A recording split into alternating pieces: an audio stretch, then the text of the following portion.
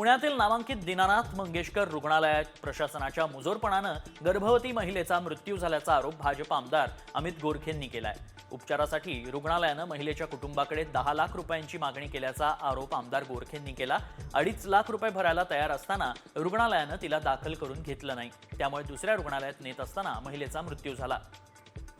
ती प्रेग्नंट असल्यामुळे दीनानाथ हॉस्पिटलला डिलिव्हरीसाठी ॲडमिशनला गेलेली असताना आणि पोटामध्ये तहानी 2 मुलं होती, जी जुळी होती आणि तिथे तिला 10 लाख रुपये अर्जंट भरा, नाहीतर आम्ही ॲडमिशन देणार नाही असं सांगितलं गेलं। 3 लाख रुपये भरण्याची तयारी असतानाही त्या ठिकाणी आम्ही ॲडमिशनच देऊ शकत नाही, क्रिटिकल शस्त्रक्रिया आहे असं सांगितलं गेलं आणि ॲडमिशन नाकारलं गेलं आणि त्या धावपळीत दुसऱ्या हॉस्पिटलमध्ये जावं लागलं।